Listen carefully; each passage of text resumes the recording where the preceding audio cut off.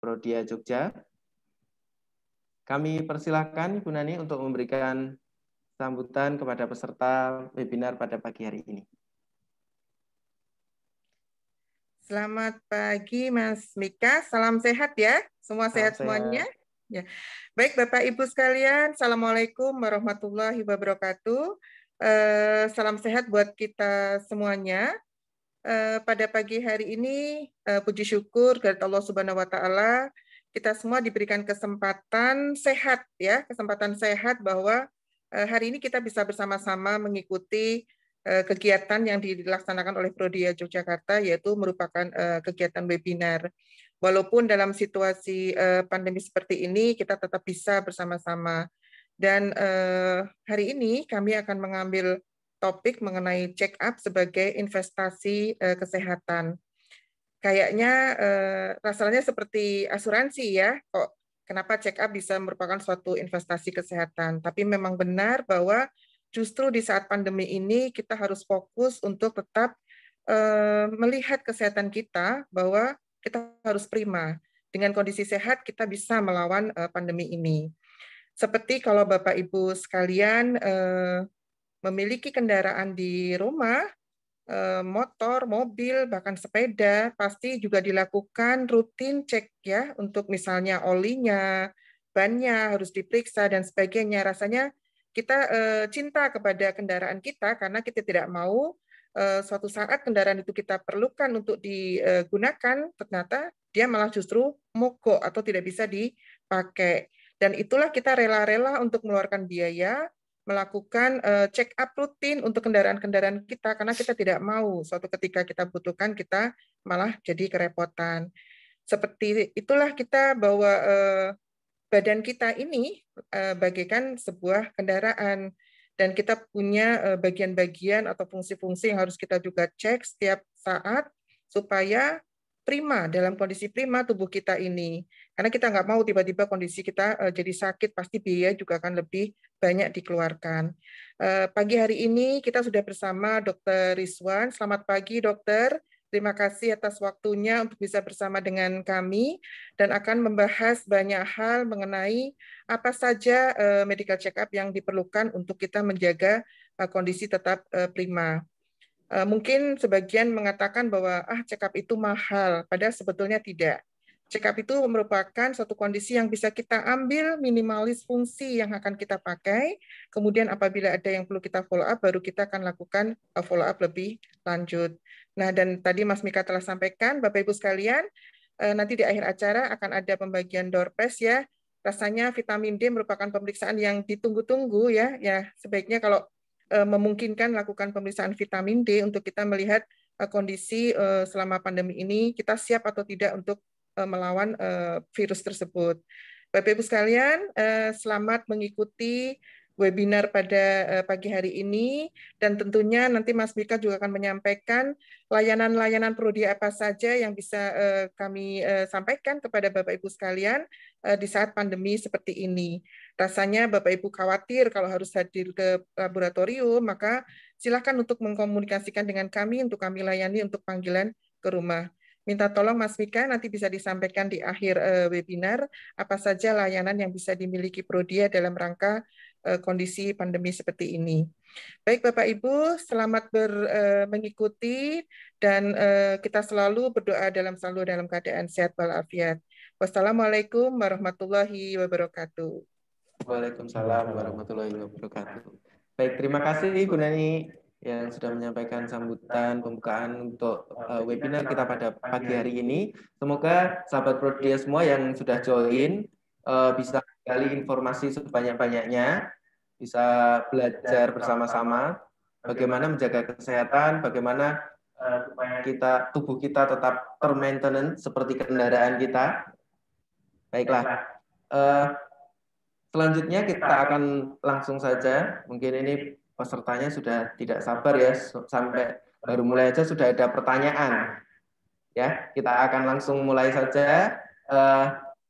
Acara kita akan dimoderatori oleh Bapak Mas Wahid. Maaf ya, Mas Wahid ya. Oke. saya share CV-nya Mas Wahid. Mas Wahid ini adalah regional produk eksekutif dari Prodia di wilayah Sentral Java. Sentral Java itu mencakup Jawa Tengah dan DIY. Beliau pendidikan SMA di Semarang, lulus tahun 2004, kemudian lanjut ke Fakultas Farmasi UGM tahun 2010, kemudian ambil profesi di UGM juga di 2010, kemudian ambil magister farmasi klinik di Unpad di Bandung. Ya, nanti para sahabat Prodia yang sudah join di event ini, silahkan langsung diketikkan saja pertanyaannya di kolom Q&A, jangan ragu-ragu. Kita akan berusaha untuk menjawab semuanya sebisa kami ya. Karena biasanya kalau event webinar kayak gini pertanyaan pasti banyak sekali. Nanti kalau misalkan ada pertanyaan-pertanyaan yang belum bisa terjawab, kami akan jadikan PR. Semoga kami bisa memfollow up setelah webinar ini. Baik, saya persilahkan Mas Wahid untuk memimpin memoderatori webinar pada pagi hari ini. Baik, terima kasih Mas Mika. Saya ucapkan terima kasih untuk waktu yang sudah diberikan.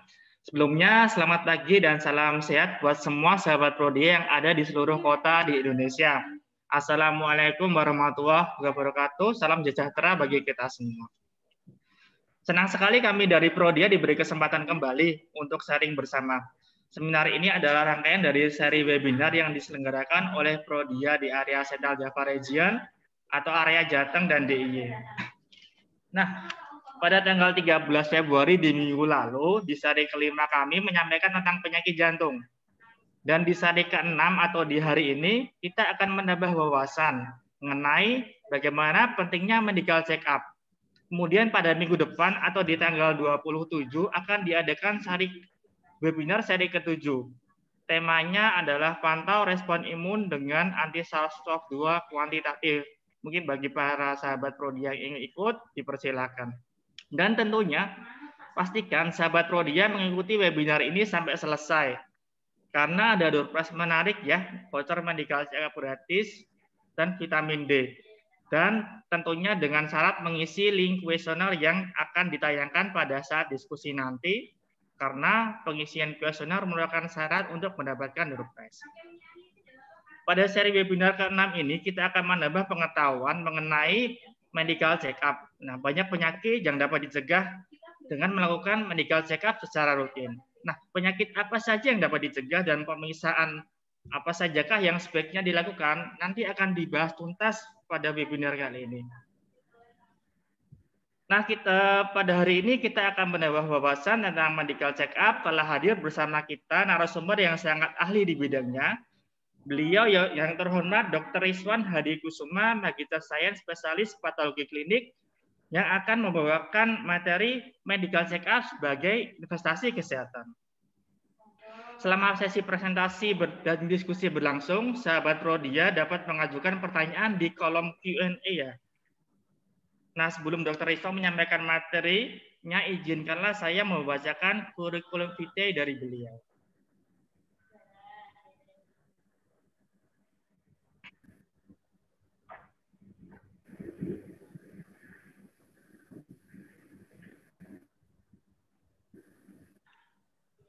Beliau lahir di Sleman 12 September 82, berasal dari instansi Rumah Sakit Universitas Gadjah Mada Yogyakarta, alamat di House of Wonder di nomor 4 di Tegalrejo, Yogyakarta. Untuk beliau istri Dr. Dewi Ratmasari dan mempunyai putri atas nama Rizka Nadia Kalista. Untuk riwayat pendidikan, untuk pendidikan dokter, beliau menempuh pendidikan dokter di Fakultas Kedokteran Universitas Gadjah Mada di tahun 2000 sampai 2006. Kemudian menyelesaikan PPDS 1 Patologi Klinik pada tahun 2012 di UGM dan kembali menyelesaikan patologi klinik dengan minat endokrin metabolik di UGM juga pada tahun 2020. Pada saat ini beliau bekerja di RS Akademik UGM Yogyakarta, kemudian ada di RSU Sakinah Idaman Yogyakarta. Beliau juga menjabat sebagai laboratorium klinik di Prodia Yogyakarta.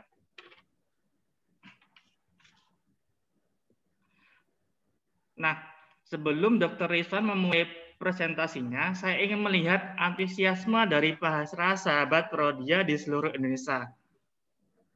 Boleh minta tolong untuk pencet tombol raise hand atau angkat tangan agar dokter bisa melihat antusiasme dari para peserta. Baik, ya sudah ada banyak, ya 10%, 20%, 30%, ya 70%, ya 80%, ya terima kasih para sahabat Prodia. Luar biasa antusiasme dari sahabat Prodia di pagi ini. Sebelumnya saya ingin menyapa Dr. Rizwan. Selamat pagi Dr. Rizwan. Selamat pagi Mas Wahid.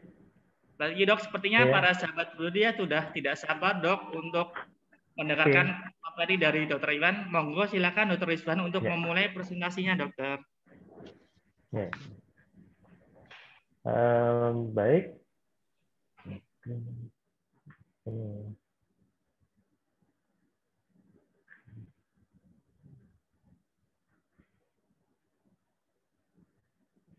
Oke, apakah slide saya sudah muncul, Mas Wahid? Terlihat, Dokter. Sudah ya, baik. Saya mulai. Assalamualaikum warahmatullahi wabarakatuh. Selamat pagi, Bapak, Ibu, Mas, Mbak semuanya. Perkenalkan, saya Rizwan. Saya hari ini akan menyampaikan sekilas perlunya medical check-up sebagai investasi kesehatan. Nah, untuk yang pertama adalah kita bahas dulu apa itu sehat. Jadi sehat ini didefinisikan sebagai suatu kondisi di mana kita berbebas dari penyakit maupun rasa sakit. Sehingga dengan itu kita akan menjadi aktif, bisa melakukan apa saja, dan kita hidup dalam keadaan bersemangat, good spirit, baik itu secara emosional maupun secara fisik. Nah, untuk itu nanti kita akan bahas kenapa sih medical check-up itu akan sangat penting untuk mewujudkan hidup yang sehat. Yang pertama adalah ini ada sedikit tentang tips menjaga kesehatan, ada 7. Yang pertama adalah biasakan mencuci tangan, karena dengan ini kita akan mampu mengurangi potensi masuknya mikroorganisme ke dalam tubuh kita maupun ke dalam tubuh orang lain yang kita sentuh.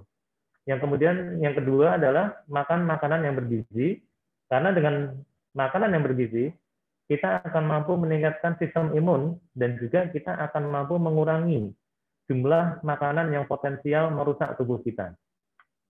Kemudian minum multivitamin ini hanya jika diperlukan. Kemudian dengan kita selalu tertawa, gembira, itu juga akan meningkatkan sistem imun kita. Istirahat cukup, Bapak Ibu. Yang keenam, olahraga rutin minimal 30 menit sehari, itu baru kita sebut sebagai rutin. Nah, yang ketujuh, baru kita akan membicarakan tentang medical check-up. Nah, baik.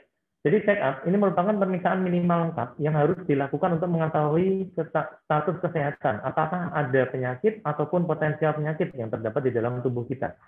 Jadi dengan check-up kita akan mampu mencegah berkembangnya penyakit, sehingga kita akan mampu melakukan pengobatan yang segera. Nah, pengobatan segera ini diperlakukan untuk mencegah atau menunda komplikasi yang dapat muncul.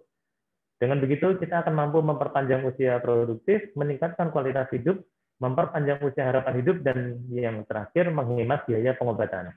Jadi saya setuju dengan yang dikatakan Ibu Nani tadi, bahwa check-up itu sebetulnya tidak mahal dibandingkan dengan biaya pengobatan yang akan dijalani jika kita memang tidak menjalani check-up secara rutin.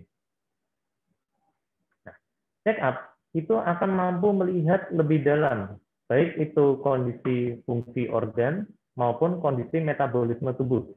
Jadi dengan check-up yang rutin kita akan mampu mendeteksi adanya kelainan maupun potensial kelainan yang membahayakan tubuh kita. Misalnya saja kelainan darah, saya ambil contoh kasus anemia. Mungkin kalau kita bicara anemia, kita hanya tahunya anemia itu disebabkan oleh karena kekurangan besi atau zat besi. Nah, padahal tidak demikian. anemia yang terjadi bukan karena kekurangan zat besi. Jika kita kasih suplemen besi, maka yang terjadi adalah besi tersebut akan tertimbun di dalam tubuh. Nah, pengeluaran timbunan besi di dalam tubuh itu lebih sulit lagi nanti kondisinya. Nah, kelainan darah akan bisa kita ketahui apakah nanti anemia, apakah leukemia, thalassemia, dan sebagainya. Kemudian kita juga akan mampu mengetahui dengan check up, kita mengetahui adanya gangguan metabolisme lemak dan glukosa. Ini penyakitnya adalah dislipidemia dan diabetes. Diabetes ini bisa diabetes mellitus tipe 1 yang terjadi pada anak-anak, tipe 2 yang terjadi pada dewasa, maupun diabetes gestasional yang terjadi pada yang terjadi pada kondisi kehamilan. Kemudian gangguan fungsi hati dan ginjal juga akan dapat diketahui dengan check up. Infeksi virus, hepatitis, abnormalitas sel hati, screening kanker prostat, deteksi kelainan sel lahir rahim, dan faktor risiko penyakit kardiovaskuler. Nanti akan kita bahas satu-satu. Nah, kapan kita harus melakukan general medical check-up? Yang pertama adalah sesuai dengan saran dokter keluarga. Kalau memang dokter keluarga menyarankan setahun sekali. Nah, kemudian bila ada dugaan penyakit yang diturunkan, misalnya seorang pasien yang terlahir dari seorang ibu yang menderita leukemia atau thalassemia, maka medical check-up juga harus lebih rutin untuk dilakukan. Kemudian bila ada dugaan penyakit potensial menular, dan bila usia sudah di atas 30 tahun atau sesuai kebutuhan. Nah, apakah check-up itu harus dilakukan berulang-ulang? Pada dasarnya tidak. Bila hasilnya itu normal, maka disarankan pemeriksaan ulangan setiap tahun. Tahun sekali kita pas. Kalau saya lebih prefer tahun sekali itu saat hari lahir.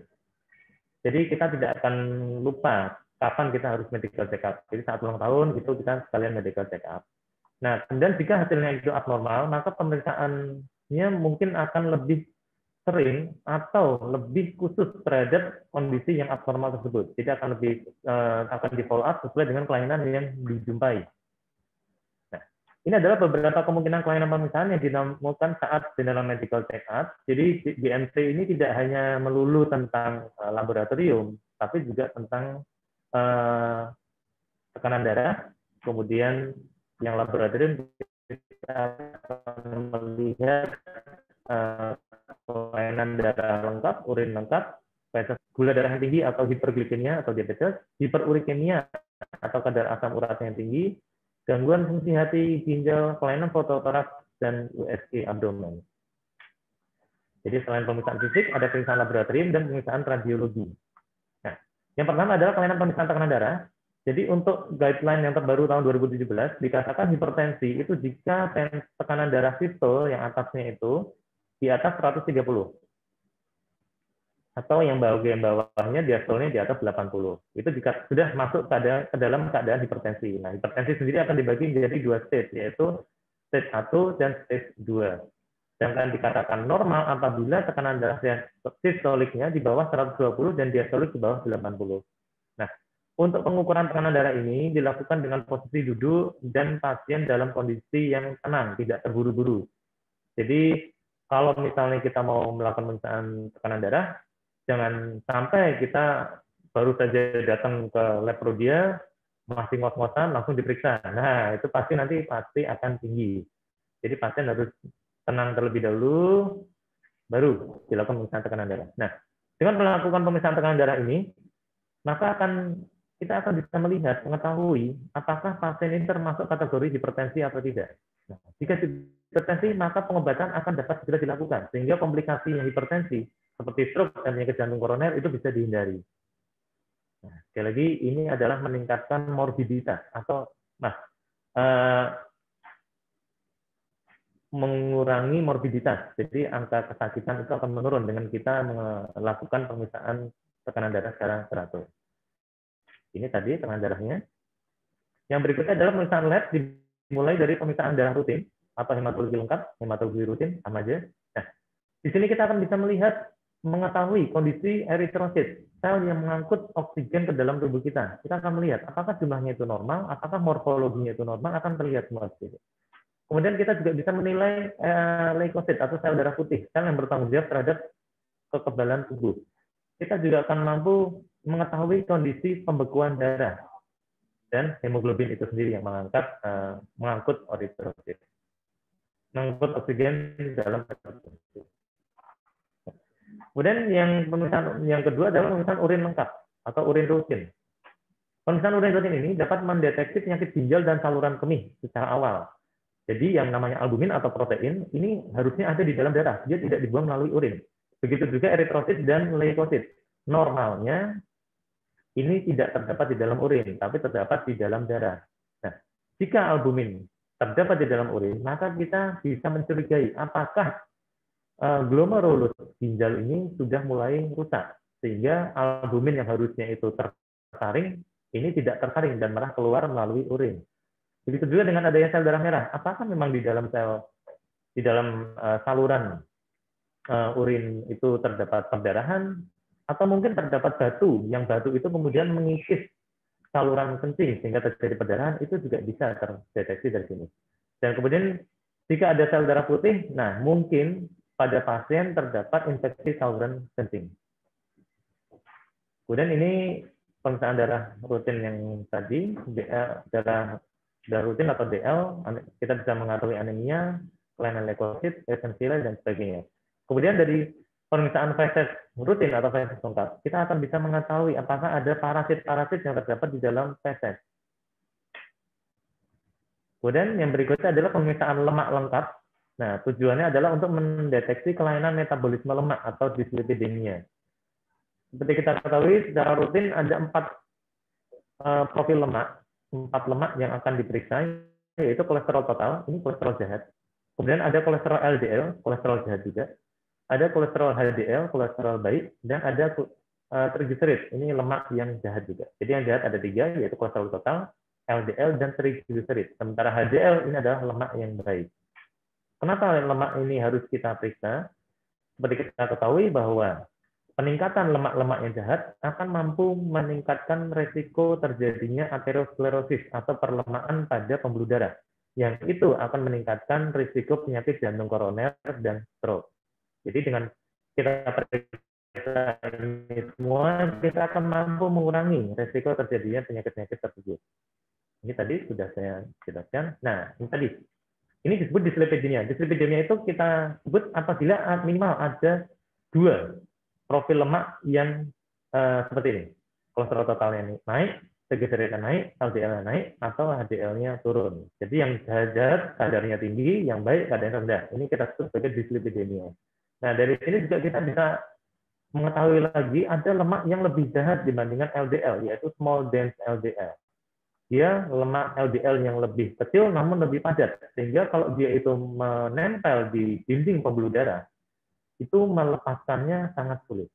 Itu small dense LDL. Tapi memang dia tidak termasuk pemeriksaan rutin yang dilakukan pada profil lemak 4 ini. Ini dyslipidemia. Jadi tadi sudah saya jelaskan bahwa semakin tingginya kadar lemak yang jahat, maka akan terakumulasi di dalam dinding pembuluh darah.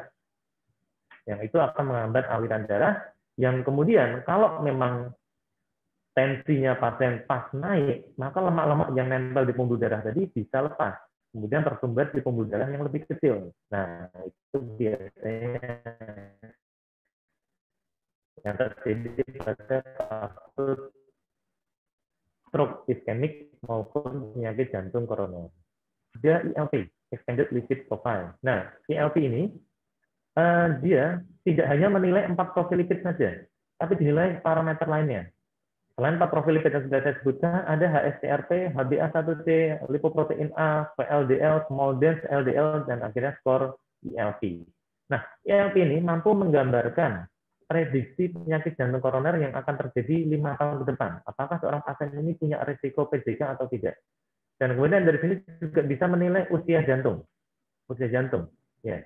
Ini menarik karena usia jantung pada beberapa pasien itu ternyata menurut pemeriksaan ELP tidak sama dengan usia fisiologis si pasien. Nanti saya tunjukkan. Nah, siapa saja yang memerlukan ELP? Setiap orang di atas 20 tahun yang memiliki faktor risiko terjadinya PJK. Itu kita sarankan untuk pemeriksaan ELP. Nah, ini jadi dengan ELP ini mampu memprediksi faktor risiko yang lebih baik, kemudian lebih mudah diinterpretasi karena hasilnya berupa scoring seperti ini. Jadi kalau normal, maka yang harus kita dilakukan oleh pasien adalah mempertahankan lifestyle saat ini. Kemudian jika itu masuk borderline, maka harus diubah modifikasi gaya hidup saat ini. Kemudian jika memang dia meningkat, nah ini perlu pemeriksaan lanjutan untuk melihat progresivitas perkembangan penyakit. Ini contoh hasilnya. Nah, di sini bisa kita lihat Bapak Ibu, usia pasien ini adalah 46 tahun. Tapi berdasarkan hasil ILP ini kalkulasi ya tadi, kalkulasi kadar LDL, triglycerid, small LDL, VLDL dan sebagainya ini. Berdasarkan kalkulasi di sini, usia jantung pasien adalah seperti jantung pasien usia 53 tahun. Padahal pasien usianya masih 46 tahun. Memang kategorinya dia masih normal, tapi dari sini sudah tampak bahwa usia jantungnya seperti jantung usia pasien 53 tahun.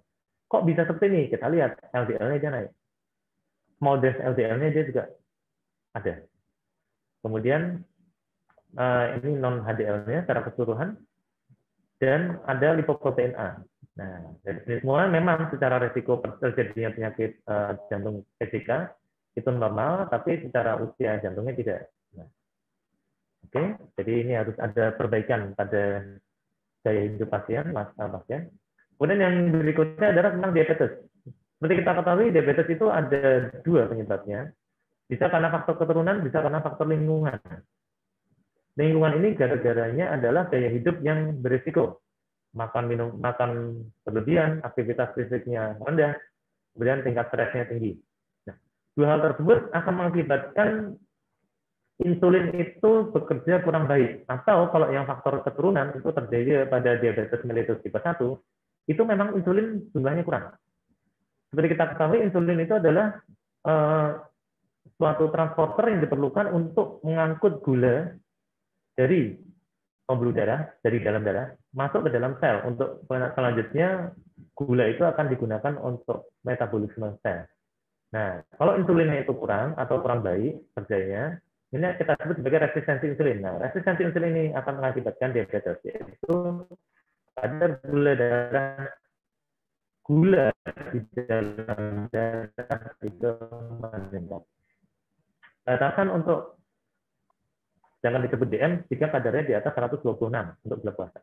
Kemudian untuk HbA1c ini digunakan untuk monitoring keterkendalian glukosa selama 2-3 bulan sebelumnya. Jadi gaya hidup pasien selama 2-3 bulan sebelumnya ini bisa kita nilai dari HbA1c, normalnya kurang dari 5,7.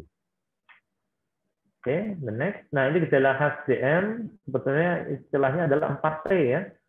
P pertama adalah polifagi, banyak makan. Kemudian poliuri, banyak kencing. Polidipsi, banyak minum. Kemudian penurunan berat badan yang tidak kita ketahui sebabnya. Oke.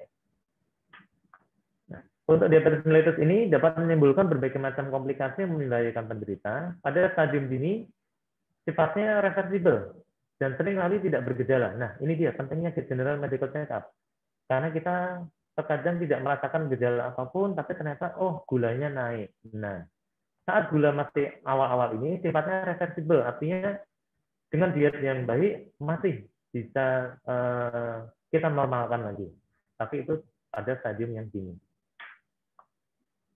Nah, jika DM ini tidak ditangani dengan baik, maka DM akan berlanjut pada komplikasi. Sekilas tentang DM itu saya ingin bercerita dulu tentang hiperglikemia. Jadi gula itu diperlukan di dalam sel untuk melakukan metabolisme sel. Sel butuh gula untuk melakukan metabolisme. Tapi kelebihan gula di dalam sel justru akan merusak sel tersebut. Jadi hiperglikemia akan merusak semua sel di dalam tubuh. Mulai dari sel otak, sel jantung, sel retina, sel saraf, sel sperma, kemudian termasuk juga sel ginjal. Jadi semua sel di dalam tubuh akan rusak jika kondisinya adalah hiperglikemia yang kronis. DM yang tidak ditangani dengan baik. Kemudian untuk berikutnya adalah kelainan tes faal hati. Di sini kita bisa melihat adanya dugaan penyakit hati yang akut, penyakit hati yang kronis maupun fatty liver atau perlemahan pada hati serta hepatitis reaktif. Dengan melakukan medical check-up untuk tes faal hati, terkadang pasien juga tidak merasakan gejala apa-apa, tapi saat dicek SGOT dan SGPT-nya, ternyata SGOT SGPT-nya naik sedikit. Kalau naiknya tinggi itu karena penyakit hati oleh viral. Nah, ini naiknya sedikit. Dari situ bisa ketahuan, oh ternyata pasien mengalami fatty liver atau pelemahan hati. Nah, pelemahan hati ini jika tidak ditangani dengan baik, dia akan berlanjut ke dalam perlemahan hati yang ditambah dengan inflamasi atau peradangan. Dan jika tidak ditangani dengan baik juga, dia akan berlanjut kepada sirosis sel hati atau kematian sel hati secara permanen. Nah, itu dia. Hanya berasal dari pelemahan hati, kemudian mengalami inflamasi, kemudian berakhir pada sirosis.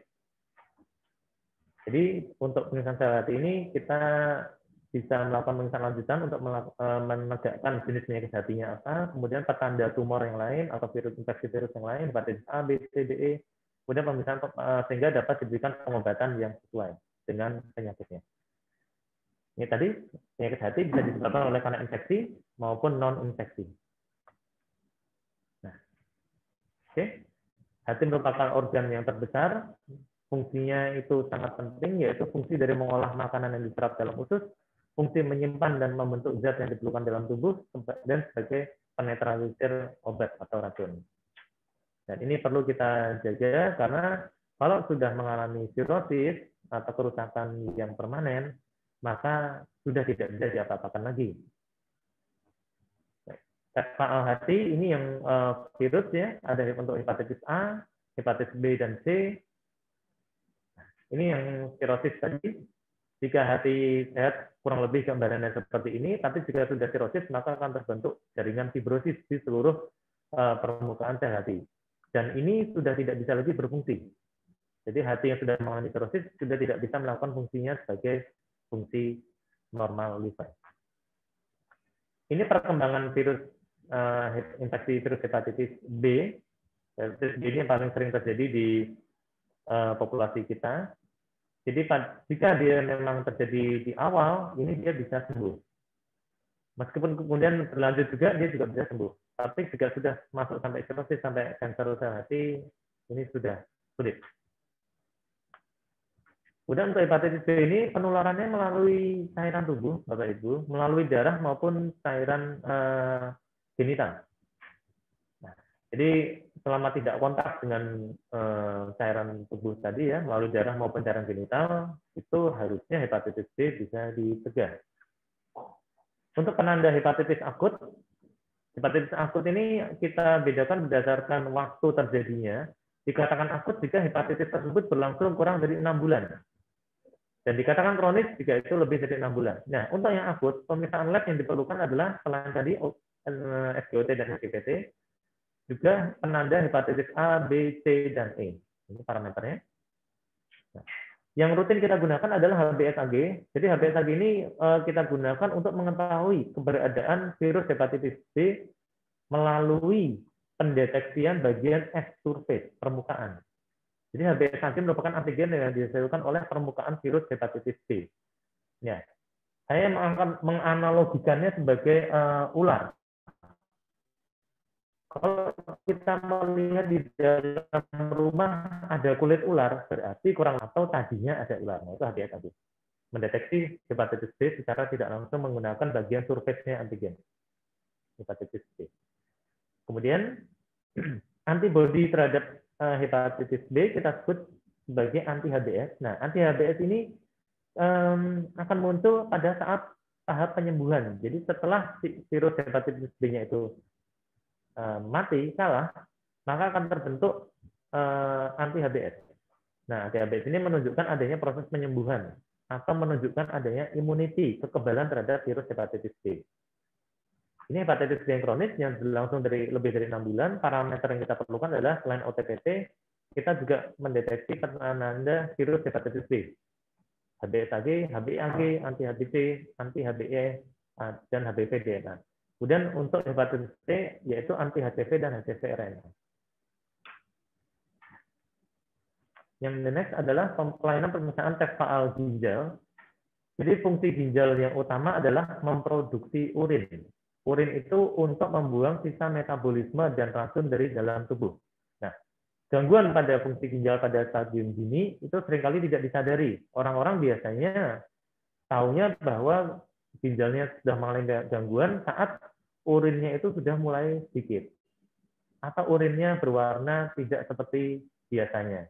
Nah, jadi gangguan yang fungsi ginjal pada stadium dini itu seringkali tidak disadari. Nah, disinilah perlunya kita melakukan general medical check-up secara dini.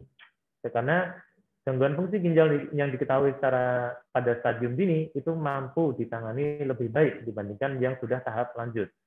Nah, yang tahap lanjut kita sebut sebagai gagal ginjal. Ginjal tidak dapat lagi memproduksi urin. Ginjal tidak dapat lagi memproduksi urin untuk mengeluarkan sisa metabolisme tubuh. Nah, kalau sudah seperti ini, jalan keluarnya adalah cuci darah atau transplantasi ginjal. Yang biayanya lebih mahal dan dia lebih HAM dibandingkan dengan kita melakukan medical check-up. Tes fungsi ginjal secara umum adalah urin dan kreatinin serta asam urat. Nah, ketiganya ini adalah sampah yang harus dikeluarkan melalui urin. Nah, jadi kalau ureum, kreatinin, dan asam urat ini tidak dapat dikeluarkan, maka mereka akan tertimbun di dalam tubuh, sehingga kadar ureum, kreatinin, dan asam urat di dalam darah akan naik. Ya, Bapak Ibu. Kemudian ini untuk hiperurikemia, kadar asam urat di dalam tubuh itu naik. Apa saja yang pada keadaan apa asam urat ini dapat naik? Konsumsi purin yang berlebihan. Kemudian adanya kesalahan metabolisme, makanan yang berlemak, karbohidrat, kemudian kegemukan, kurang olahraga, konsumsi alkohol, dan adanya penggunaan obat antihipertensi jenis diuretik. Diuretik itu obat antihipertensi yang bekerja dengan cara meningkatkan pengeluaran urin. Itu diuretik. Nah, ini gejala-gejala dari hiperurikemia atau kadar asam urat yang tinggi. Pada awalnya tidak segera diketahui karena tanpa gejala, tapi dapat muncul gejala yaitu ngilu atau nyeri pada persendian, terutama persendian dari kaki dan tangan. Dan kulit di sekitar sendinya itu bengkak, demam tinggi, urinnya kuning pekat, dan kulit melepuh dan gatal. Nah, dari gambaran ronsen bisa kita ketahui adanya penimbunan asam urat atau GOAT. Nah ini ya, Bapak Ibu. Akan tampak. Nah, kemudian kalau secara klinis ini yang sudah parah itu akan terbentuk togut. Nah, seperti ini. Ini sakit sekali Bapak Ibu. Kenapa bisa sakit sekali? Nah, ini kita lihat di mikroskop, bentuk dari kristal asam urat itu seperti pecahan kaca. Bayangkan saja ada pecahan kaca di dalam sendi, tentu saja rasanya sakit. Begitu. Nah, bagaimana penggolongan makanan yang untuk mencegah asam urat tadi? Nah, di sini bisa Bapak Ibu ketahui bahwa makanan yang tinggi purin, seperti sarden, ati, ginjal ya, jeroan lah ya. Kemudian kaldu dan melinjo ini memiliki kandungan purin yang tinggi. Sedangkan untuk daging, ikan, kerang, dan sebagainya ini sedang. Bentuk sayuran, buah-buahan, susu, telur, keju, telur sereal ini rendah.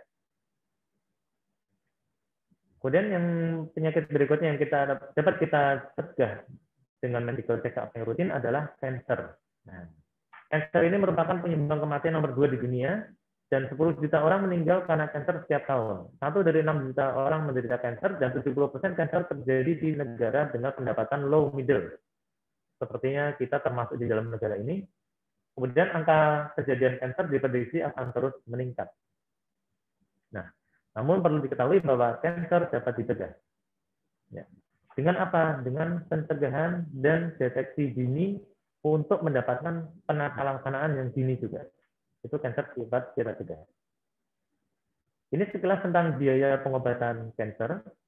Jadi rata-rata biaya pengobatan itu 100 juta per bulan. Kemudian untuk pasien-pasien yang memang tidak memiliki jaminan kesehatan, ya ini resikonya memang langsung bisa mengalami kesulitan finansial, Bapak Ibu. Nah, ini ada grafik, ini kita baca dari kanan. Ya. Jadi pada kondisi sehat, off-nya tentu saja sedikit. Kemudian begitu kondisinya mau menjadi kronis, ini dia naik, kemudian makin naik. Nah, dari grafik terjadi di mayoritas biaya terjadi di sini. Jadi ini memang sangat tinggi sekali untuk biayanya. Jadi kalau kita bisa mencegah itu di sini, nah ini biaya sebetulnya masih rendah. Jadi bisa kita cegah dengan check up yang rutin, itu bisa mencegah biaya yang besar di kemudian hari. Nah, untuk prediksi risiko cancer, itu Prodia punya CA-RIS versi 2. Nah, jadi CA-RIS ini kita dapat mengidentifikasi peningkatan risiko terhadap 13 jenis kanker dan dapat menganalisis lebih dari 100 gen dari 200 varian dan 200 varian. Kemudian varian yang low penetrance ini juga bisa dideteksi. Kemudian menggunakan teknologi microarray, kemudian genome wide association studies dan Infinium Cyan screening array. Ini CA-RIS. Nah, untuk screening yang digunakan ini ada juga kita menggunakan SSBC, HPV DNA, PSA, protein spesifik antigen, pre-PSA, AFP atau alpha fetoprotein, PIVK2 dan HE4 plus CA125. Ini digunakan untuk screening CA cervix, CA prostat, HCC dan risiko kanker ovarium. Untuk diagnosis ini yang kita gunakan, kita bisa menggunakan Cifra 211, NSA dan SCC. Ini ya. Nah, kemudian untuk pemantauan dan terapi target, itu untuk pemantauan kita menggunakan CEA, CA199 dan sebagainya. Ini merupakan tumor marker. Kemudian untuk terapi target kita menggunakan BCR ABL, mutasi JAK2, IGSR dan sebagainya. Nah, ini digunakan sesuai dengan rekomendasi dari dokter pengirim. Kemudian kita masuk ke dalam pemeriksaan yang non laboratorium, yaitu pemeriksaan radiologi dan penunjang lainnya. Yang pertama adalah pemeriksaan X-ray ronsen. Ronsen ini digunakan untuk menilai kondisi tubuh bagian dalam menggunakan sinar X-ray. Terutama yang kita gunakan adalah paling sering itu digunakan untuk menilai kondisi paru-paru. Nah, ini paling sering. Dari sini kita bisa melihat apakah pasien itu terinfeksi di paru, infeksi paru atau tumor paru. Ataukah pasien memang mengalami pembesaran pada jantung, kemudian kelainan paru menahun dan kelainan tulang dada. Nah, dengan pemeriksaan ronsen kita bisa mengetahuinya normal atau tidak. Kemudian dengan EKG kita bisa mengetahui adanya dugaan penyakit jantung koroner maupun gangguan irama jantung maupun adanya pembesaran jantung. Kemudian dengan treadmill kita bisa menilai kerja jantung saat melakukan aktivitas. Kalau EKG tadi kan saat kita istirahat, saat kita diam. Nah, kalau treadmill ini saat kita melakukan aktivitas. Nah, dilihat saat pasien itu beraktivitas, kondisi jantung akan seperti apa, akan mampu terlihat. Sehingga kita bisa melihat adanya kemungkinan penyakit jantung koroner, gangguan irama jantung saat beraktivitas, maupun kemampuan tubuh atau jantung saat beraktivitas. Kemudian yang berikutnya adalah USG. USG juga sama seperti prinsipnya ya, untuk melihat kondisi tubuh bagi organ tubuh di dalam menggunakan gelombang ultrasound untuk menilai keadaan anatomis sebuah organ. Nah, dari USG ini dapat menentukan berbagai macam kelainan. Adanya batu di dalam saluran kemih, kemudian adanya tumor, ada pembesaran organ, dan beberapa jenis penyakit hati dan ginjal. Nah, ini yang seperti saya katakan tadi, perlemahan hati atau fatty liver yang ditandai dengan adanya peningkatan SGOT, SGPT. Pemeriksaan lanjutannya adalah USG upper lower abdomen. Dari sini akan ketahuan hatinya nanti akan diselimuti oleh lapisan lemak atau tidak. Kemudian spirometri ini digunakan untuk membantu diagnosis gangguan pada paru-paru atau juga memantau keparahan gangguan paru dan respon terhadap pengobatan. Ini kurang lebih spirometri seperti ini. Kemudian audiometri ini digunakan untuk menilai kondisi indera pendengaran, menilai kondisi saluran telinga, apakah masih dapat melakukan fungsinya dengan baik sebagai indera pendengaran atau tidak. Nah, ini merupakan tes awal untuk menentukan perlunya pemeriksaan lanjutan. Apakah memang pasien memerlukan alat bantu dengar atau tidak. Kemudian ini ada sekilas tentang petunjuk pemeriksaan laboratorium. Jika memang pemeriksaan laboratorium itu diperlukan puasa, maka puasa diusahakan 12-14 jam.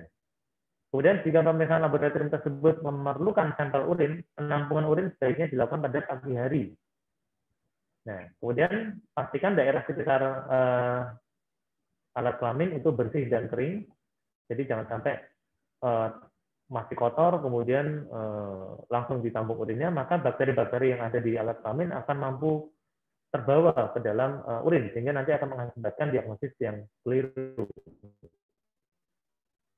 Kemudian penampung urin tersebut harus diperiksa dalam waktu 2 jam setelah didapatkan.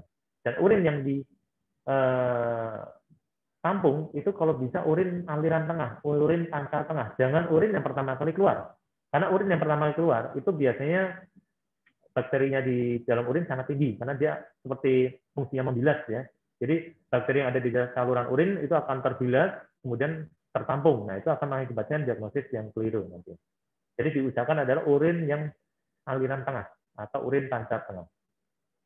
Untuk penampungan feses atau tinja itu digunakan wadah yang bersih dan kering. Dan diusahakan feses tidak bercampur dengan urin atau cairan lainnya. Kemudian tidak adanya persiapan lain yang dilakukan jika memang tidak ada yang masih belum dipahami, itu dapat ditanyakan kepada petugas laboratorium sebelum kita semua melakukan tes laboratorium. Jadi secara singkat, general medical check-up ini adalah pemeriksaan minimal lengkap yang diketahui untuk mengetahui ada tidaknya penyakit. Kemudian pada dasarnya semua penyakit itu dapat diketahui dengan general medical check-up.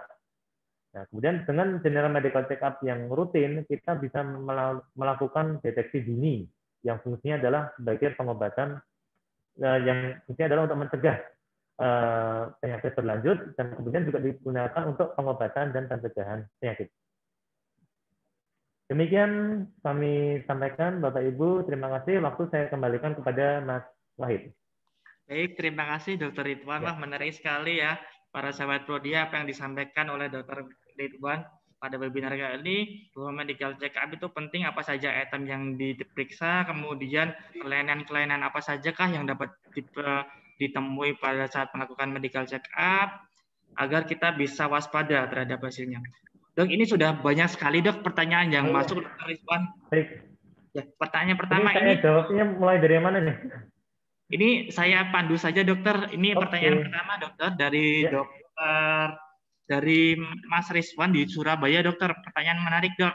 Dok, kalau misalkan saya tidak ada riwayat penyakit apapun dan merasa sehat-sehat saja dokter, menurut dokter apakah perlu tetap melakukan medical check up, kemudian yang diperiksa apa saja dokter, dan butuh berapa lama sekali dok buat MCU-nya, begitu dokter. Jadi beliau merasa sehat-sehat saja, apakah tetap butuh medical check up dokter? Ya. Untuk yang medical check up, jika memang merasa sehat-sehat saja, kemudian tidak ada faktor risiko, maka medical check up yang tidak ada faktor risiko maksudnya dari orang tua juga tidak mengalami penyakit metabolisme atau penyakit ada penyakit bawaan lainnya, genetik lainnya, untuk medical check up disarankan tetap setahun sekali setelah usia 40. Setelah usia 40 tahun sekali, parameternya minimal itu kita menilai dari darah rutin yang pertama. Darah rutin, kemudian yang kedua adalah menilai fungsi jantung dan hati, itu menggunakan SGOT dan SGPT. Kemudian fungsi ginjal, ureum, kreatinin, dan asam urat. Kemudian metabolisme, itu kita menilai dari glukosa puasa. Kemudian profil 4 tadi, ya, kolesterol total, HDL, LDL, dan triglycerid. Kemudian kita nilai juga untuk urin rutinnya. Ya, dari situ urin rutin ini kita gunakan untuk menilai, untuk melihat, mengetahui adanya gangguan fungsi ginjal secara awal dan adanya kemungkinan ISK, gitu ya. Minimal itu. Ya. Dan jangan lupa tadi ya untuk tensi sekalian dicek, kemudian untuk yang ronsen maupun pemeriksaan radiologi sesuai kondisi yang dialami. Kalau memang sehat-sehat saja tidak perlu. Ya. Ini pertanyaan lanjutan dari Mas Christian yang tadi dokter. Ini kan kebetulan pada saat masa pandemi jadi dokter. Pada saat masa pandemi perlu berapa lama dokter, ataukah sama seperti yang sebelum pandemi dokter 1 tahun sekali, atau mungkin bisa masih diperpanjang lagi dokter masa medical check up-nya tahunnya? Ya. Pada prinsipnya untuk pandemi atau non pandemi tetap kami sarankan tetap tahun sekali, karena justru saat pandemi ini, mohon maaf, biasanya aktivitas fisik akan menurun. Sehingga ya mau nggak mau kita semua harus ada di rumah tanpa melakukan apa-apa, tidak bisa melakukan apa-apa. Nah, kondisi itu, tapi kan kita tetap makan, intake tetap ada. Nah, kondisi itu justru akan meningkatkan risiko hiperglikemia maupun dislipidemia. Jadi tetap sama sekali. Ya. Ya. Jadi tetap harus dilaksanakan setahun sekali ya, Dokter J. Ya, betul Mas Wahid. Ya, mungkin bisa dimanfaatkan para sahabat Prodia. Di Prodia ada layanan pengambilan darah ke rumah. Jadi kalau misalkan para sahabat Prodia kurang berkenan untuk datang ke Prodia, kami bisa dikontak di kontak center Prodia untuk kami dapat mengambil pemeriksaan medical check up ke rumah Bapak atau Ibu, atau misalkan pengambilan di kantor juga boleh. Baik, dokter, ini ada pertanyaan kembali dari Dokter Risma Kumaizah. Dokter, izin bertanya dokter, pasien punya riwayat hiperkolesterolemia. Jika kadar kolesterol total normal, tapi pasien masih konsumsi simvastatin, apakah boleh dokter? Untuk kolesterol normal, tidak konsumsi simvastatin. Saat kondisinya sudah normal, maka simvastatin harus di stop. Kemudian dengan pola hidup yang sudah diperbaiki itu, kita coba 1 bulan, terus dicek lagi, apakah dia naik atau tidak. Ya, tapi prinsipnya adalah kalau memang dia sudah tidak naik, tidak dilanjutkan lagi, simvastatin stop. Ya. Berarti tergantung hasil kolesterolnya ya dokter untuk konsumsi ya, obat. Betul. Ya. Dokter, pertanyaan berikutnya dokter dari Ibu Julianti. Dokter, pasien diabetes tipe 2 yang diterapi dengan obat oral setelah gula normal, bisakah lepas dari obat diabetes, dokter? Baik, terima kasih. Untuk yang ini saya jawab tidak lepas dari obat. Jadi perlu diketahui untuk diabetes mellitus tipe 2 itu risiko jika kita melepas obat.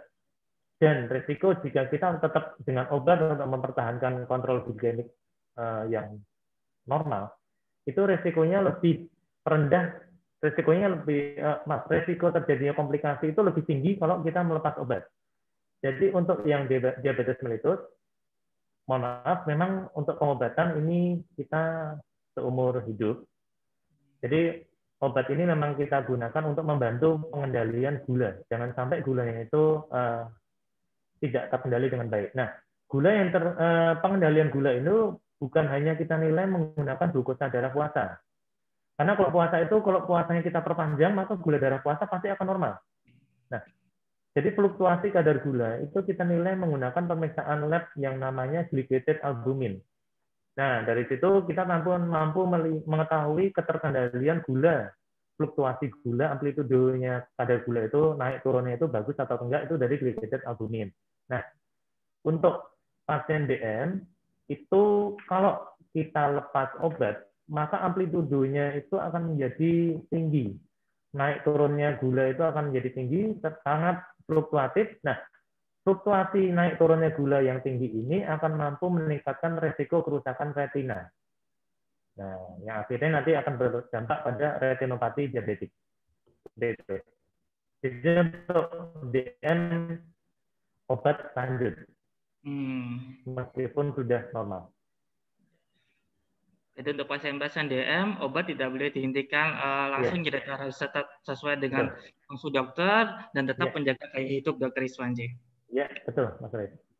Dokter, ini ada pertanyaan berikutnya, dokter, dari Ibu Nita Witanto. Lagi dok, mau tanya, papa saya ada sakit jantung, apakah bisa berdampak turunan?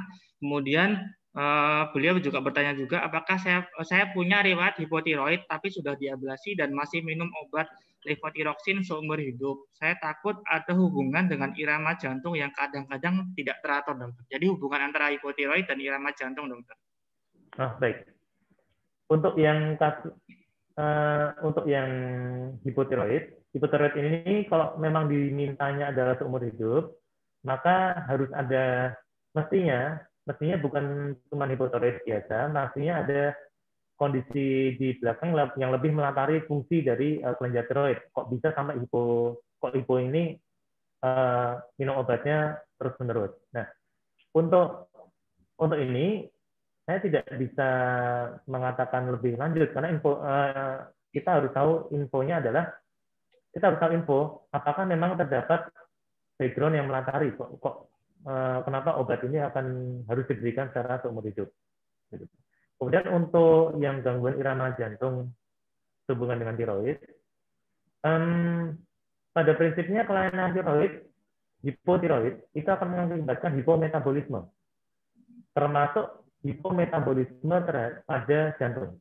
Jadi jantung akan mengalami kondisi metabolismenya itu turun, irama jantungnya juga akan turun. Nah, jadi pada kasus hipotiroid, pemberian tiroid, hormon tiroid, itu justru difungsikan adalah untuk meningkatkan metabolisme di jantung, sehingga irama jantung tidak terlalu pelan. Seperti itu.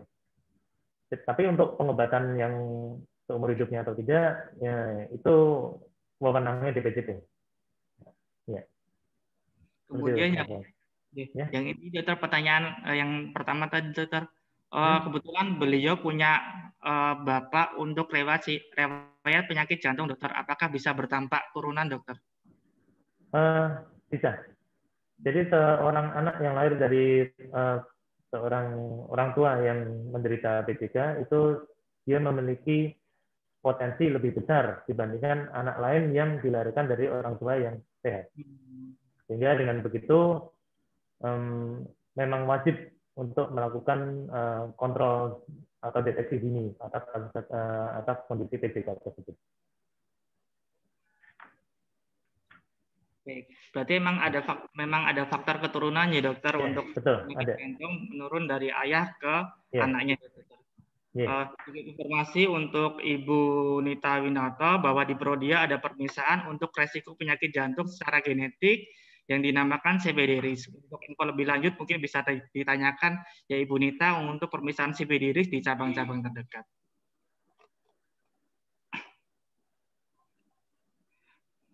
Kemudian ini ada Ibu Saptari ini dokter. Ya. Beliau bertanya untuk tentang permisahan vitamin D dokter. Apakah untuk suplementasi tablet vitamin D ada kontraindikasi untuk penyakit batu ginjal dokter Rizwan? Ya, baik. Pertanyaan yang bagus. Jadi perlu kita ketahui bahwa vitamin A, D, E, K, ya, itu adalah vitamin yang larut di dalam lemak. Nah, karena vitamin ini larut di dalam lemak, maka pemberian suplemen vitamin D itu tidak boleh langsung diberikan tanpa mengetahui kadar vitamin D di dalam tubuh. Jadi yang perlu saya ingatkan lagi, sebelum kita minum vitamin D, kita harus tahu dulu kadar vitamin D kita. Jangan sampai hipervitaminosis vitamin D. Karena membuang sisa vitamin yang larut di dalam lemak itu lebih sulit dibandingkan vitamin yang larut dalam air, seperti B dan C. Kalau vitamin B dan C itu membuangnya gampang. Kita minum air yang banyak, B dan C akan terbuang lewat ginjal. Nah, ini juga menjawab pertanyaan tadi, apakah berpengaruh pada penyakit ginjal atau tidak? Ya, karena vitamin D itu tidak larut di dalam air, maka ekspresinya juga tidak melalui ginjal, jadi tidak berpengaruh. Ya, seperti itu. Ini pertanyaan lanjutan dokter mengenai vitamin D tadi, berapa kadar yang optimal dokter untuk kadar vitamin D dalam darah dokter agar bisa terjaga? Ya, untuk vitamin D ini kadar optimalnya kita ngikut dari pemisahan lab ya, di atas 30. Ikut pemisahan lab ya, di atas 30. Ya. Baik, terima kasih dokter. Berarti untuk kadar vitamin D harus dijaga di atas 30 ya dokter untuk bisa mencegah penyakitnya.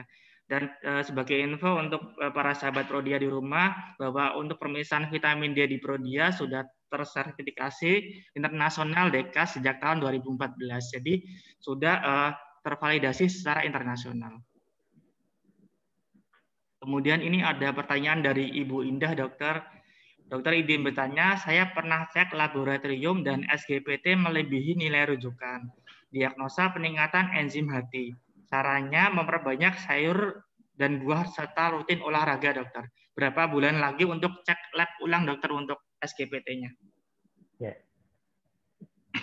Cuman saya nggak tahu ya meningkatnya berapa sampai berapa itunya meningkatnya.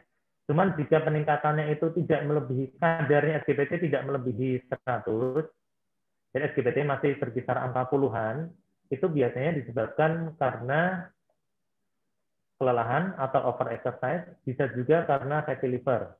Nah, kondisi itu perlu dievaluasi sendiri apakah memang pasien mengalami kelelahan yang kronis atau tidak. Kalau memang dirasa tidak mengalami kelelahan, ada kemungkinan ini merupakan kondisi fatty liver atau perlemahan hati. Pemeriksaan lanjutannya harusnya USG upper lower abdomen. Jadi di USG perutnya nanti akan dilihat apakah ada lemak yang menyeliputi hati atau tidak. Jika ada lemak yang menyeliputi hati, maka penata laksananya nanti dengan dokternya ke dalam akan diobati, dihilangkan lemaknya itu menggunakan obat-obatan. Seperti itu. Kemudian untuk jika kadarnya itu memang di atas 100 atau bahkan sampai ribuan, ini kemungkinan adalah infeksi virus hepatitis. Nah, kalau infeksi virus hepatitis, tetap harus ke dokternya ke dalam juga untuk mendapatkan antiretroviral untuk pengobatan virus hepatitisnya. Itu ya tadi. Kemudian kalau untuk pengulangannya itu sesuai yang sesuai hasilnya tadi ya. Kalau memang hasilnya itu tadi memang dia bukan istilahnya bukan viral. Kalau viral kan harus diobati secara intens nanti dengan dokternya ke dalam. Kalau viral yang di atas ratusan atau ribuan itu harus pengobatan intens. Tapi kalau cuma puluhan tadi itu pengobatan bisa setelah ketahuan misalnya fatty liver itu nanti setiap 6 bulan. Setiap 6 bulan sampai dia sudah gradual membaik, sudah normal nanti setiap 1 tahun. Tapi kalau yang hepatitis viral yang nilainya SGOT, SGPT-nya tadi sampai ratusan ribuan, itu harus langsung ke dokternya ke dalam. Ya. Baik dokter, berarti benar dicek aktivitas sebelumnya aja dokter, apakah karena kelelahan, karena olahraga, apakah karena penyebab yang lain. Saya pernah punya pengalaman dokter, jadi semalam sebelumnya saya melakukan olahraga, kemudian esok harinya cek untuk SGPT ini dokter, dan saya kaget hasilnya tinggi. Terus kemudian saya konsul ke dokter yang di sini, ternyata memang karena olahraga dapat meningkatkan kadar SGPT. Itu tadi over exercise berlebihan. Dokter, ini ada pertanyaan kembali dokter, apakah anak-anak perlu medical check-up nih dokter? Sebaiknya mulai usia berapa dokter untuk anak-anak? Ya baik, untuk anak kita basicnya adalah penyakit metabolisme yang terjadi pada anak maupun penyakit yang diturunkan.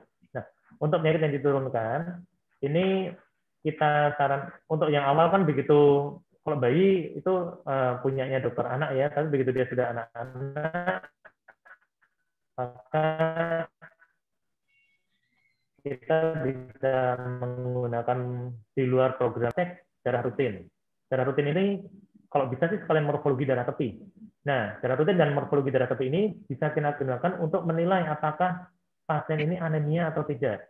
Apakah ada potensi untuk mengalami leukemia atau talasemia atau tidak? Ataukah ada potensi mengalami kelainan trombosit dan sebagainya? Itu dari darah rutin dan NDT.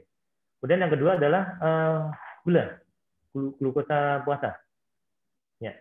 Jadi anak yang sudah bisa disuruh puasa kurang lebih 12 jam, nah itu kita cek gulanya. Gula ini mampu mengetahui apakah anak ini punya potensi untuk mengalami diabetes atau tidak. Nah, diabetes yang terjadi pada anak-anak itu namanya diabetes mellitus tipe 1 karena kekurangan insulin. Nah, itu nanti ketahuan dari awal pemeriksaannya adalah gula puasa. Kemudian yang ketiga adalah profil lipid, yaitu kolesterol total dan trigliserid. Ini untuk mengetahui apakah anak tersebut memiliki potensi untuk hiperlipidemia atau dislipidemia familial atau tidak. Hiperkolesterolemia familial atau tidak. Yang keempat adalah urin rutin. Jadi pada anak-anak, terutama anak laki-laki, itu kalau memang belum sunat, itu resikonya sama seperti anak perempuan untuk mengalami penyakit infeksi saluran kemih. Dan yang kelima adalah fesis rutin. Ya, anak-anak kan biasanya main tanah dan sebagainya itu untuk mengetahui kemungkinan infeksi cacing atau tidak. Itu, Mas Wahid. Ya, terima kasih dokter. Berarti dari usia anak-anak perlu melakukan medical check-up, terutamanya untuk item-item yang tadi, dokter, diabetes, anemia, lipid, feses, dan urin ya dokter Rizwan. Ya. Dokter, ini ada pertanyaan kembali, dokter, dari Ibu Marta Fitria. Dok, saya mau tanya, apakah setelah kita melakukan MCU harus selalu dikonsultasikan ke dokter meskipun hasilnya baik-baik saja? Karena kakak saya rutin MCU, tapi beberapa kali tidak konsultasi ke dokter, hanya mengambil hasil labnya saja. Lalu saya juga mau bertanya, apakah hanya dengan menerapkan pola hidup sehat seperti mengkonsumsi makanan sehat, rajin olahraga, tidur cukup dan teratur bisa sebagai pengganti MCU, dokter. Jadi tidak perlu melakukan MCU lagi, dengan melakukan pola hidup sehat tersebut cukup. Ya, baik, terima kasih. Untuk MCU, jika memang baik, normal, semuanya dalam batas normal, itu memang tidak ke dokter, tidak apa-apa. Ya, tapi untuk yang MCU tadi, itu tidak bisa digantikan dengan hanya pola hidup yang baik. Karena pola hidup baik itu sangat subjektif. Sangat subjektif. Jadi bagi pasien yang satu, mungkin dia merasa ini sudah baik, tapi ternyata dicek, kalau yang objektif kan pemeriksaan lab, itu objektif. Kita nilai kadarnya substansi tersebut di dalam darah, itu objektif. Ketahuan angkanya berapa, nah akan ketahuan baik atau tidak. Jadi untuk pemeriksaan labnya tetap disarankan setahun sekali meskipun kondisinya normal. Kemudian untuk yang perlu konsultasi atau dokter atau tidak, selama kondisinya masih dalam batas normal, tidak wajib untuk konsultasi ke dokter. Ya. Berarti tetap disarankan ya dokter untuk melakukan MCU minimal 1 tahun sekali meskipun hasilnya normal agar dapat mengetahui hasil apa sajakah untuk deteksi lebih awal ya dokter apabila terdapat suatu kelainan. Ya, sebagai tambahan Mas Wahid, dengan kita melakukan deteksi MCU rutin secara dini ya, tahun sekali seperti itu, kita kan akan dapat setiap tahun kita akan dapat laporannya, kita bisa menilai sendiri kalau memang tidak mau ke dokter ya, kita bisa menilai sendiri ini trennya naik apa sih?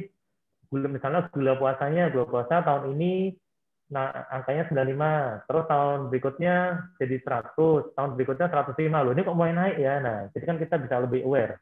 Jadi ternyata pola hidup sehat yang sudah saya lakukan ini ternyata masih kurang mampu mengimbangi kenaikan usia saya. Nah, seperti itu.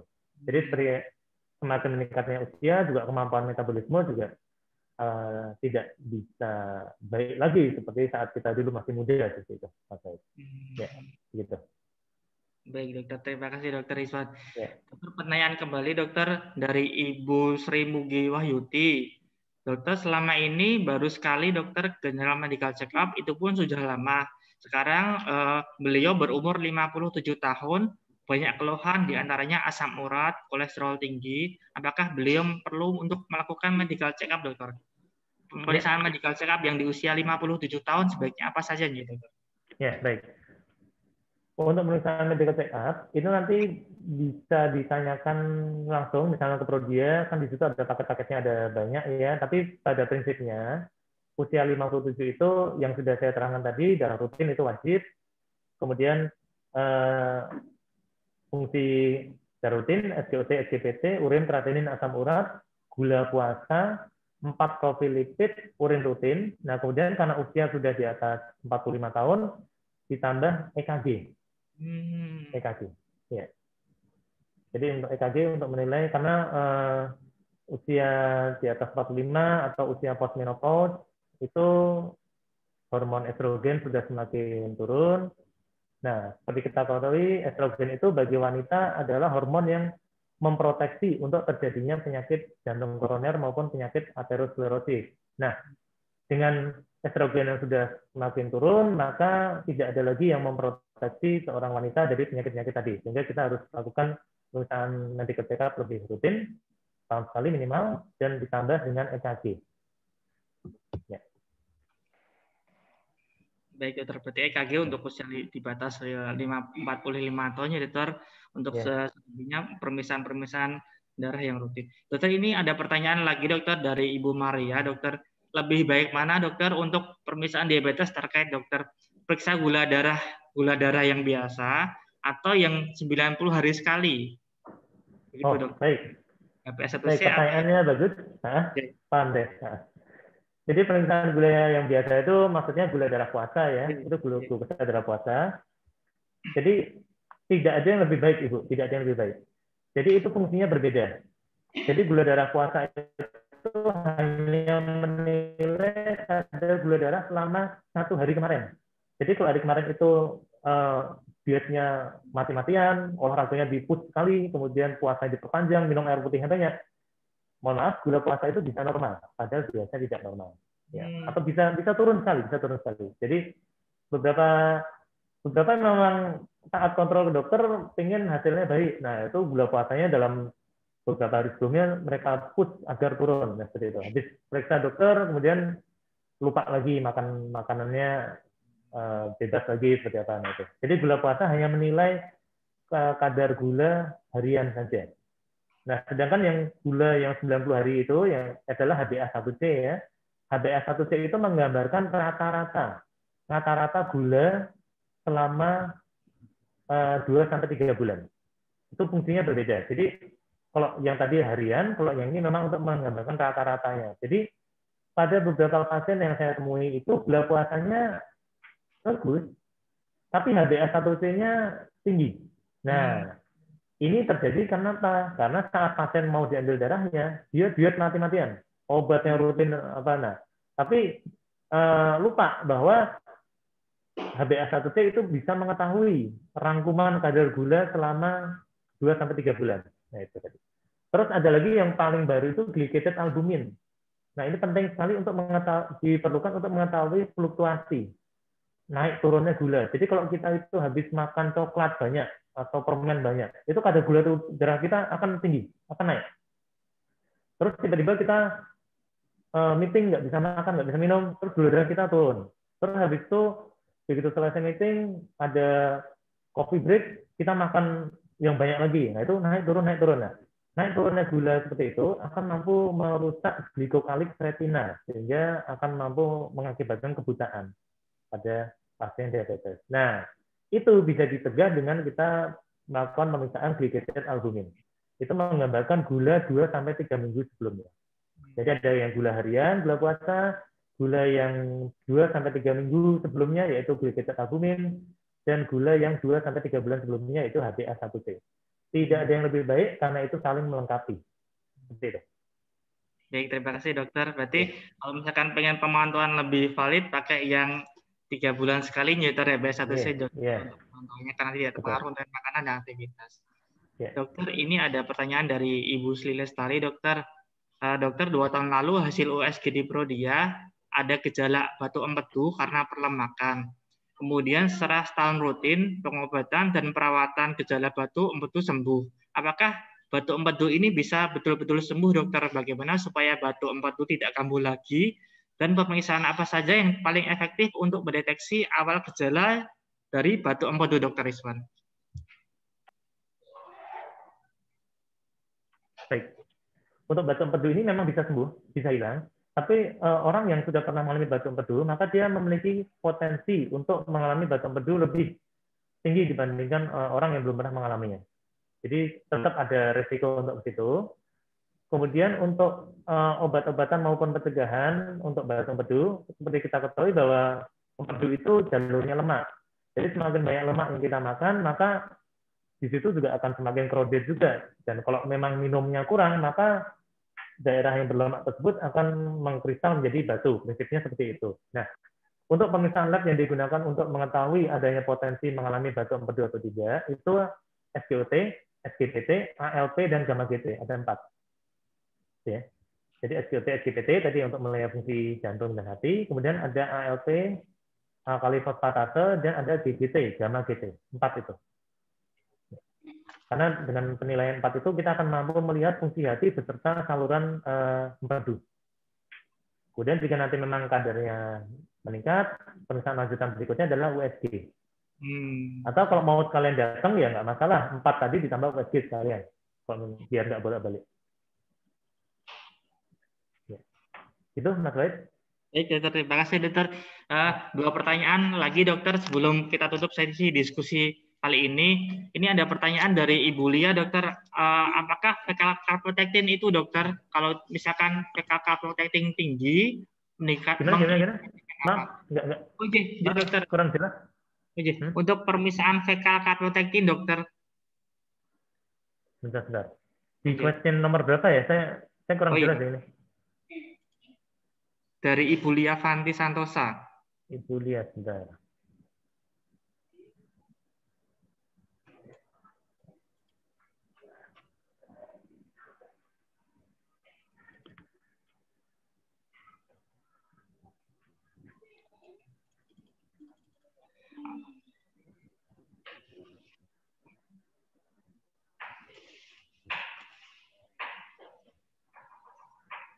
Apakah dengan permisahan beta-kaprotein tinggi mengindikasikan penyakit apa, Dr. Rizwan? Fecal calprotectin. D. Beta-kaprotein. Ya. Fecal calprotectin itu untuk menilai kondisi inflamasi atau peradangan. Jadi peradangan di saluran pencernaan, terutama bagian bawah, daerah usus besar. Ya. Jadi kita menilai ada peradangan atau tidak itu menggunakan calprotectin. Nah, peradangan yang terjadi pada saluran pencernaan bagian bawah itu menjadi petunjuk apakah ini merupakan suatu potensial untuk keganasan atau kanker atau tidak. Ya, seperti itu. Nantinya berlanjut pada pemisahan tumor marker untuk daerah saluran cerna bagian bawah. Ya. Jadi untuk menentukan apakah ada infeksi pada saluran cerna bagian bawah ya, Dokter Rizwan. Ya. Dokter, pertanyaan terakhir Dokter dari Ibu Evi. Kapan seseorang itu perlu periksa USG jantung, Dokter Rizwan? USG jantung, baik. Ya, USG jantung. Kalau untuk laki-laki itu di atas 40 itu wajib.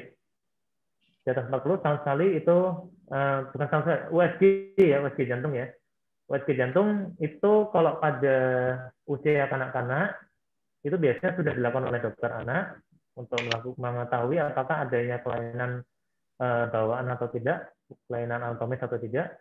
Kemudian jika untuk pasien dewasa di atas 40 tahun, saat melakukan EKG, jadi EKG kan kami sarankan tahun sekali untuk EKG beserta dengan MCU lainnya. Nah, saat dilakukan EKG tersebut, kalau memang ada indikasi kelainan dari jantung, baik itu kelainan irama maupun kelainan fungsional, itu disarankan melakukan USG jantung.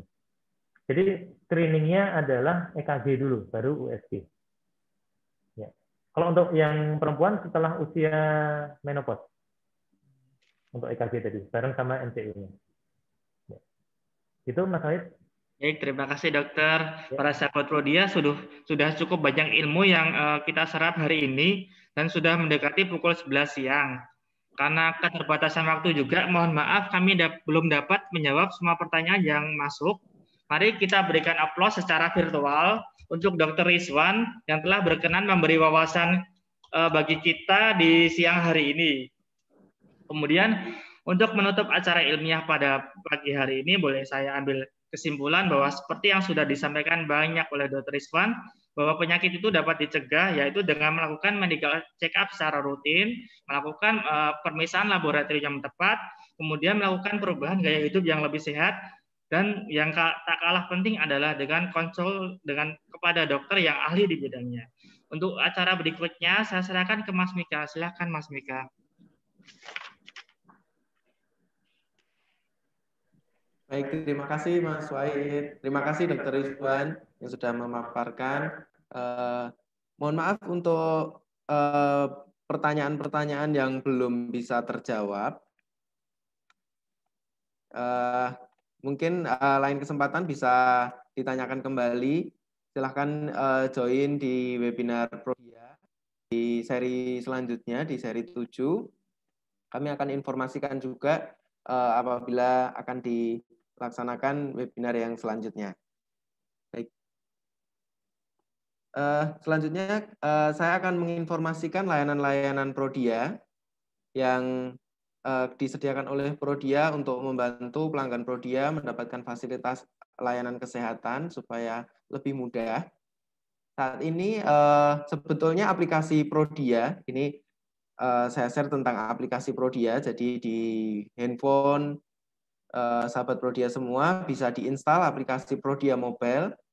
Saat ini sudah tersedia di Google Play maupun di Play Store di perangkat iOS sudah tersedia juga, jadi dapat diinstal. Kemudian apa saja layanan yang tersedia di aplikasi Prodia ini?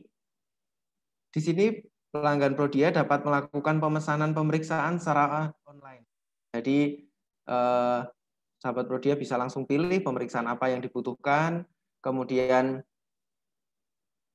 melihat pemeriksaan jenis-jenis pemeriksaan apa saja yang disediakan di Prodia juga sudah ada di situ. Kemudian lokasi Prodia bisa diakses di aplikasi juga. Jadi apabila sahabat Prodia ada di kota bukan tempat tinggal, bisa mencari Prodia melalui aplikasi Prodia ini. Nah, kemudian mohon maaf ini sambil saya jelaskan. Nanti akan pertanyaan-pertanyaan yang tadi belum dijawab akan dijawab melalui chat ya. Jadi melalui jawaban di kolom Q&A akan dijawab oleh dokter maupun oleh Mas Wahid. Nah, lanjutkan untuk layanan Prodia Mobile ini, selain Bapak Ibu bisa mengakses lokasi Prodia, kemudian online, Bapak Ibu juga bisa melihat hasil melalui aplikasi Prodia. Jadi misalkan sahabat Prodia sudah melakukan pemeriksaan, kemudian mendapatkan notifikasi berupa SMS. Nah, itu artinya hasil sudah bisa dibuka atau sudah selesai. Nanti bisa diakses melalui aplikasi Prodia Mobile di bagian kolom hasil. Kemudian informasi-informasi lain seperti jenis pemeriksaan, kemudian manfaat pemeriksaan dapat juga dilihat di Prodia Mobile. Layanan yang lain adalah layanan Prodia in your car. Jadi ketika sahabat Prodia sudah melakukan pemesanan pemeriksaan melalui Prodia Mobile, pengambilan sampel terutama untuk pemeriksaan darah ya, itu bisa dilakukan tanpa sahabat Prodia harus turun dari mobil. Jadi datang ke Prodia, cukup parkir, informasikan bahwa sudah melakukan pemesanan melalui Prodia Mobile. Nanti petugas kami yang akan mengambil sampel ke mobil. Nah, seperti tadi yang sudah dijelaskan oleh dokter, beberapa pemeriksaan yang terkait dengan pemeriksaan kanker. Ada pemeriksaan untuk pemeriksaan kanker sendiri tidak hanya screening atau diagnosa, tapi juga ada pemeriksaan prediksi, tadi sudah disebutkan oleh dokter juga, yaitu pemeriksaan CARIS versi 2. Dia ada 13 macam resiko kanker yang diperiksa di situ. Jadi yang diperiksa bukanlah untuk mendiagnosa apakah saat ini ada kanker atau tidak, tetapi untuk memprediksi secara genetik. Jadi bisa diperiksa dengan CARIS.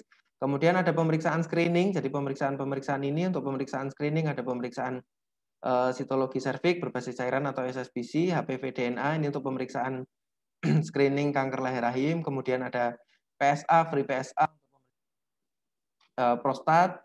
Kemudian ada AFP, PIVK, HE4, CA125 yang ini untuk ovarium. Kemudian ada pemeriksaan-pemeriksaan untuk diagnosa. Ada SIFRA 211, kemudian NSE, ada SCC. Ini pemeriksaan-pemeriksaan yang digunakan untuk pemantauan ketika ada individu yang terkena kanker. Kemudian ada pemeriksaan yang targeted terapi. Jadi pemeriksaan-pemeriksaan ini digunakan untuk melihat apakah terapi yang dilakukan sudah sesuai atau belum, apakah kurang seperti apa, bisa dilakukan dengan pemeriksaan ini. Nah, selama bulan Februari, ada keringanan biaya 20% untuk semua pemeriksaan yang ada di sini. Jadi silakan menghubungi cabang Prodia terdekat atau melalui kontak center, tanyakan untuk biayanya. Kemudian selain itu, di bulan Februari bertepatan dengan Imlek juga disediakan paket pemeriksaan yang ada keringanan biaya 20% juga. Jadi paket-paket ini adalah pemeriksaan-pemeriksaan yang umum dan rutin. Kemudian di sini juga sudah ada pemeriksaan vitamin D. Di mana tadi disebutkan dokter bahwa vitamin D ini sangat penting untuk menjaga imunitas tubuh kita. Selanjutnya, dan pemeriksaan yang terbaru di masa pandemi yang seperti ini ya, kami sudah mempunyai pemeriksaan antibodi SARS-CoV-2, kemudian swab antigen SARS-CoV-2, kemudian swab PCR. Nah, yang paling baru adalah antibodi SARS-CoV-2 kuantitatif. Apa fungsinya pemeriksaan ini? Pemeriksaan ini adalah pemeriksaan yang mendeteksi antibodi terhadap SARS-CoV-2 secara kuantitatif. Jadi nanti di hasil akan ada angkanya. Dengan satuannya adalah unit per mililiter. Apa sih anti SARS-CoV ini? Jadi pemeriksaan ini untuk mengkuantifikasi antibodi terhadap protein spike RBD atau SRBD. Kalau yang dulu mungkin sahabat Prodia kenal itu pemeriksaan yang ini ya, antibodi SARS-CoV-2 yang biasa, yang kualitatif. Nah itu berbeda dengan yang ini. Kalau yang ini yang di target dari antibodi ini adalah spike RBD, di mana pemeriksaan ini bisa bermanfaat untuk orang-orang penyintas COVID-19, kemudian yang sudah mendapatkan vaksin, atau bagi untuk terapi plasma konvalesen. Kemudian juga info terbaru untuk calon donor plasma konvalesen juga diperlukan pemeriksaan ini dengan kadar tertentu supaya bisa memberikan donor plasmanya. Nah, pemeriksaan antibodi SARS-CoV-2 ini di area Jawa Tengah dan DIY biayanya 250.000, ada keringanan 20% selama bulan Februari. Jadi misalkan sahabat Prodia mungkin ada yang penyintas, kemudian atau yang sudah dapat vaksin atau mau rencana mau donor, silakan melakukan pemeriksaan ini di Prodia. Kemudian yang berkaitan dengan COVID juga, kami menyediakan pemeriksaan paket-paket recovery COVID-19. Pemeriksaan-pemeriksaan ini berkaitan dengan recovery COVID-19. Misalkan saja tadi ada anti SARS-CoV-2 kuantitatif, kemudian vitamin D, kemudian ada ronsen juga untuk melihat kondisi paru-parunya, kemudian ada rekam jantung, kemudian ada D-dimer juga untuk pemeriksaan yang kaitannya dengan kekentalan darah. Nah, untuk informasi lebih lanjut, Prodia dapat dihubungi melalui kontak Prodia di 1500830, kemudian melalui Prodia Mobile di aplikasi, atau kami juga bisa melayani layanan home service. Seperti tadi disebutkan Mas Wahid, kita bisa melayani home service, pemesanan bisa melalui kontak Prodia di 1500830. Atau bisa juga melalui Line, Telegram, atau Messenger. Atau melalui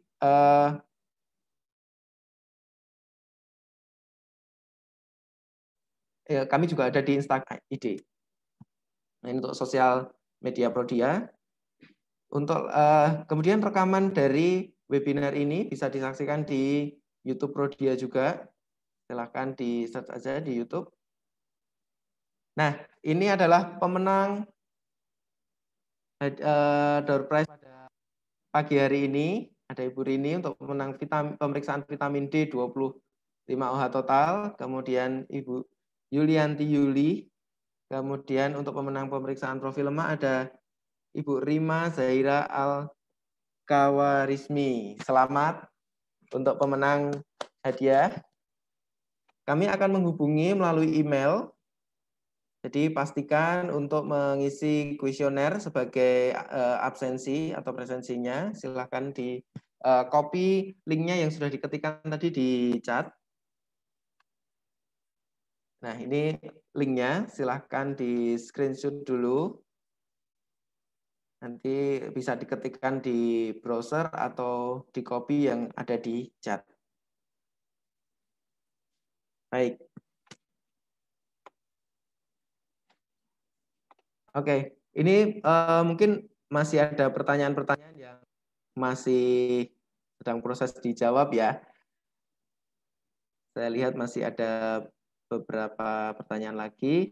Baik, sebelum kami tutup, kami ucapkan terima kasih sebanyak-banyaknya untuk Dr. Rizwan, kemudian Mas Wahid yang sudah memoderatori webinar pada pagi hari ini. Terima kasih yang paling banyak untuk sahabat Prodia yang sudah bergabung di webinar ini. Semoga ilmu yang sudah dibagikan bisa bermanfaat untuk sahabat Prodia, dan saya harap bisa di-share juga ke teman, ke keluarga, atau siapapun supaya ilmu ini tidak hanya bermanfaat untuk diri sendiri, tapi bermanfaat untuk orang lain juga. Baik. Apakah sudah terjawab semua? Ya. Pertanyaannya sudah terjawab semua. Terima kasih Dr. Iswan yang sudah mengetikkan jawabannya. Oke. Baiklah, kalau begitu kita akan tutup acara webinar pada pagi hari ini. Terima kasih untuk semua peserta yang sudah meluangkan waktunya untuk kita belajar bersama-sama, menjaga hidup sehat, supaya kita selalu fit menghadapi kondisi lingkungan yang semakin buruk. Jadi ketika lingkungan semakin buruk, kita harus menjaga diri kita sendiri dengan melakukan medical check up minimal 1 tahun sekali, dan lakukan medical check up. Setelah itu jangan lupa dikonsultasikan ke dokter bila ada sesuatu yang bermasalah. Sampai jumpa lagi di event berikutnya di seri yang ke-7. Silahkan follow terus Instagram Prodia. Kemudian nanti informasi yang dikirimkan melalui WA, melalui email, silahkan diikuti terus. Kita akan share selalu kalau ada informasi-informasi mengenai webinar. Kemudian jangan lupa link kuesionernya isi kuesionernya sebagai presensi. Saya sudah sharekan lagi di kolom chat.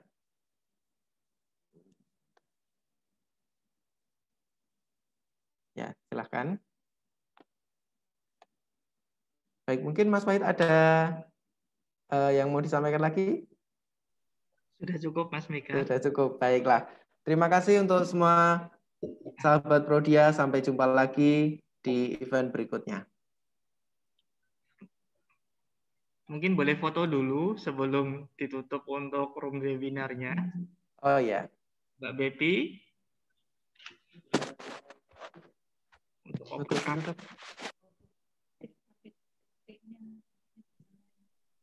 ya, Mas Wahid. Ya, Mbak Bepi. Terima kasih.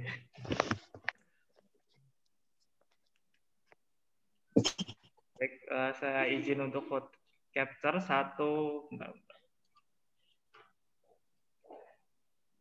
1, 2, ya, 1 kali lagi. 1, 2. Ya sudah, terima kasih Dr. Iswan, Mas Mika.